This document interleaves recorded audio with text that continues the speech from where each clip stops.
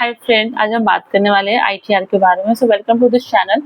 सो friend, आज हम शुरू करते हैं। बहुत ही सिंपल क्वेश्चन से। देखो क्या है ना, बहुत ही सिंपल माइंडसेट ये है कि बहुत लोगों को ऐसा लगता है कि आईटीआर फाइलिंग में ना, आईटीआर फाइलिंग में सिर्फ और सिर्फ इनकम फिल करनी होती है, बस फॉर्म भर दिया तो काम खत्म।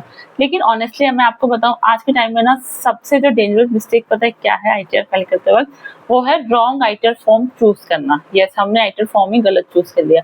और मैक्सिमम जो टैक्स पेयर्स होते हैं ना, उनको ये रियलाइज भी नहीं होता कि गलत आईटीआर फॉर्म से की वजह से क्या होता है। गलत अगर आप आईटीआर फॉर्म सेलेक्ट कर लेते हो ना, फ्यूचर में कितनी बड़ी प्रॉब्लम क्रिएट हो सकती है।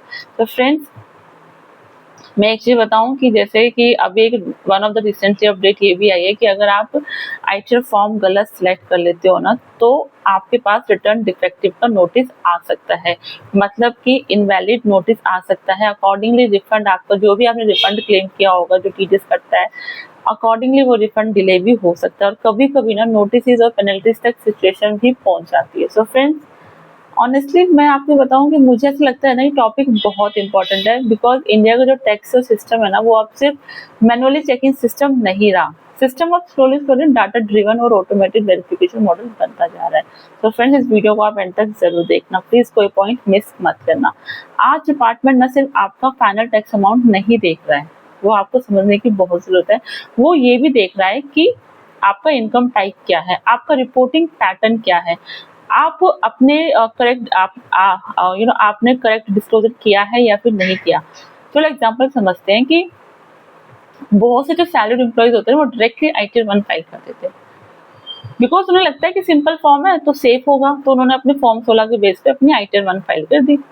लेकिन सपोज आपने अगर स्टॉक में ट्रेडिंग करी है, स्टॉक मार्केट में ट्रेडिंग करी है, कैपिटल गेन्स हुआ है, फॉरेन एसेट्स हैं आपके, या फिर कुछ आपकी कुछ पार्ट टाइम आपकी कुछ इनकम भी है, जॉब है, या फिर फ्रीलांसिंग भी आप करते हो, कुछ क्रिप्टो ट्रांजेक्शन्स है, या फिर कुछ बिजनेस इनकम है, तो हो सकता है डेफिनेटली आईटीआर 1 तो अप्लाई होने से नहीं।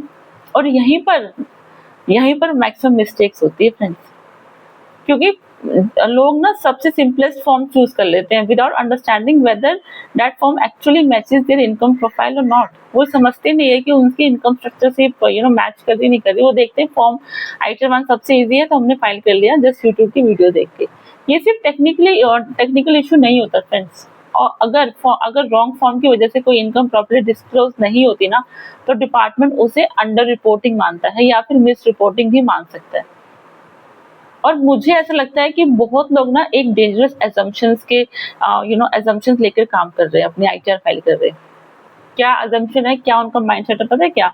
गलती हो गई तो कोई बात नहीं, बाद में देख लेंगे। लेकिन अब प्रैक्टिकल जो है ना, वो रियलिटी डिफरेंट होती है। अगर एक बार आपने आईटीआर फाइल कर दी ना, तो सिस्टम उसको प्रोसेस करता है सीपीसी ऑटोमेटेड चेक्स के थ्रू, राइट। अगर मिसमैच होता है या फिर डिफेक्ट होता है ना, तो डिपार्टमेंट आपको सेक्शन 130 सबसेक्शन 9 के अंदर डिफेक्टिव नोटिस भेजता है। और जनरली ना टैक्स पेयर को लिमिटेड टाइम दिया जाता है करेक्शन के लिए। ये आपको समझना बहुत जरूरी है। अगर आपने टाइमली करेक्शन नहीं कर पाए ना, तो क्या होगा, तो आपकी रिटर्न इनवैलिड भी ट्रीट हो सकती है। मतलब कि टेक्निकली बताऊं ना, ऐसा माना जा सकता है कि आपने आईटीआर कभी फाइल ही नहीं करी है,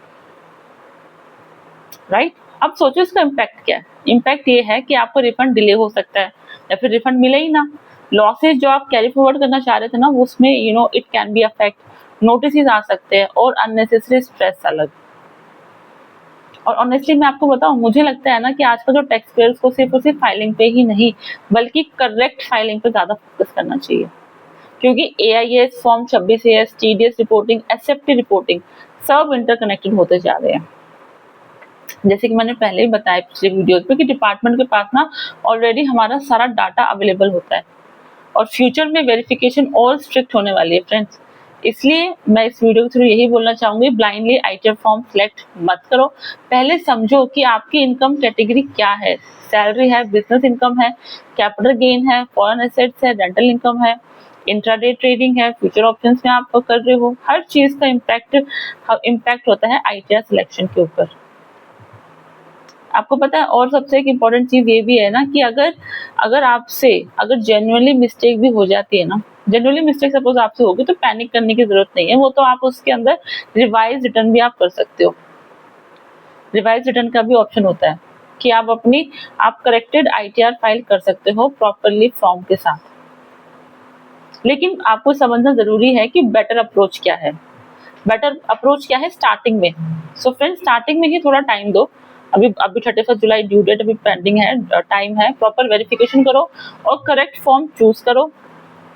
किसी को देखकर कि मेरा कलीग ही आईटीआर 1 चूज कर तो मैं भी आईटीआर 1 चूज करूं, नहीं, किसी को कॉपी नहीं करना, सबका इनकम स्ट्रक्चर अलग होता है।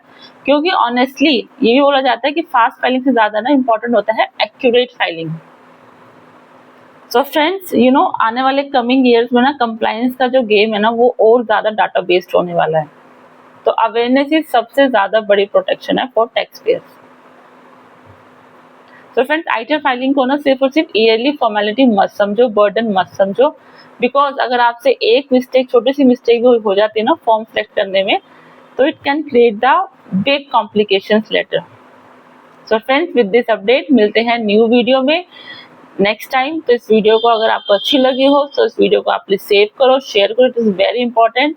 एंड यस मिलते हैं न्यू अपडेट के साथ नेक्स्ट वीडियो में। Thank you so much.